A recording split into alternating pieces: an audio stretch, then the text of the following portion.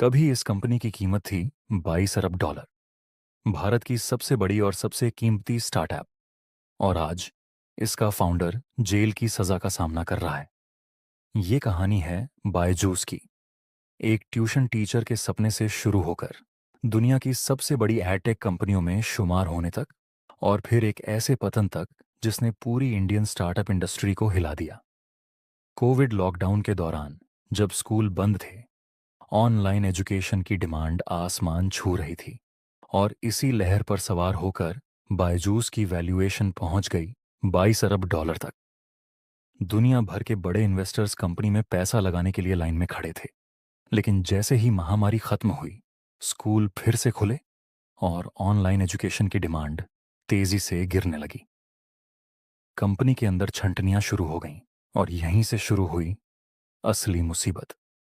2021 में बायजूस ने अपनी अमेरिकी सब्सिडियरी बायजूस अल्फा के जरिए जुटाया 1.2 अरब डॉलर का एक बड़ा टर्म लोन। ये वो कर्जा था जो आगे चलकर पूरी कंपनी को कानूनी मुश्किलों में घसीटने वाला था। मार्च 2022 में कंपनी इस लोन की शर्तें पूरी करने में नाकाम रही और डिफॉल्ट कर गई। और कोर्ट के दस्तावेजों के मुताबिक इसी दौरान मार्च से अप्रैल 2022 के बीच बायजूस अल्फा से 53.3 करोड़ डॉलर एक Miami based hedge fund camshaft capital ओमेजी ट्रांसफर कर दिए गए।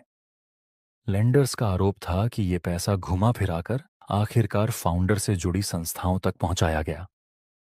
लेंडर्स को इस हेराफेरी की भनक लगते ही उन्होंने अदालत का रुख किया। मार्च 2023 में उन्होंने फाउंडर के भाई को बायजूस अल्फा के बोर्ड से हटा दिया, और फरवरी 2024 में डेलावेयर की अदालत में कंपनी के खिलाफ औपचारिक रूप से बैंकरप्सी यानी दिवालियापन की कार्यवाही शुरू हो गई। फिर आया वो दिन जिसने पूरी कहानी को एक नया मोड़ दिया। 28 फरवरी 2025 को जज जॉन डोर्सी ने अपना फैसला सुनाया। कोर्ट ने साफ तौर पर पाया कि फाउंडर के भाई कैमशाफ्ट कैपिटल और थिंक एंड लर्न यानी बायजूस की मूल कंपनी, तीनों ने मिलकर एक सोची समझी धोखाधड़ी की योजना बनाई थी, जिसकी वजह से लेंडर्स के 53.3 करोड़ डॉलर हड़प लिए गए। जज ने फाउंडर के भाई को डेलावेयर के इतिहास का सबसे नाकाबिल डायरेक्टर तक कह डाला। लेकिन मामला यहीं नहीं रुका। कोर्ट ने फाउंडर को निजी तौर पर 1 अरब डॉलर से ज्यादा का जिम्मेदार ठहराते हुए डिफॉल्ट जजमेंट सुना दिया, क्योंकि बार बार कोर्ट के दस्तावेजी आदेशों का पालन नहीं किया गया था। फाउंडर ने इस फैसले को चुनौती देने और अपील करने का ऐलान किया, ये कहते हुए कि उन्हें अपना पक्ष रखने का पूरा मौका नहीं मिला। और फिर दिसंबर 2025 में एक और मोड़ आया। अमेरिकी बैंक्रप्सी कोर्ट ने इस 1 अरब डॉलर के डिफॉल्ट जजमेंट को पलट दिया और जनवरी 2026 से नुकसान तय करने के लिए नई सुनवाई शुरू करने का आदेश दिया। कानूनी जंग अभी खत्म नहीं हुई थी। इसी बीच सिंगापुर में भी एक और मोर्चा खुल चुका था।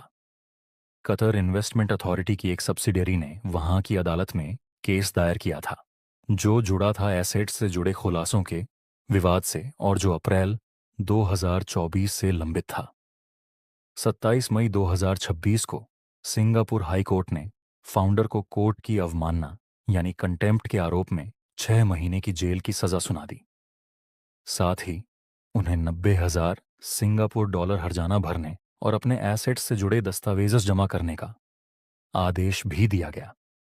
फाउंडर ने इस सज़ा के बाद एक बयान जारी करते हुए कहा, यह सिर्फ दस्तावेज खुलासे से जुड़ा एक प्रोसीजरल कंटेम्प्ट ऑन मिरडर है, धोखाधड़ी, बेईमानी या किसी गलत काम का फैसला नहीं। उन्होंने कहा कि लैंडर्स और इन्वेस्टर्स के साथ सेटलमेंट की बातचीत लगभग पूरी होने वाली थी, और इस कानूनी कार्रवाई को उन्होंने एक अनावश्यक कदम बताया। आज कभी 22 अरब डॉलर वैल्यू वाली इस कंपनी के दफ्तर काफी हद तक खाली पड़े हैं। मुकदमे अभी भी अलग अलग देशों की अदालतों में चल रहे हैं। नुकसान की असली रकम अभी तय होनी बाकी है, और भारत के सबसे बड़े स्टार्टअप ड्रीम की ये कहानी अब बन चुकी है दुनिया के सबसे बड़े कॉरपोरेट कानूनी विवादों में से एक।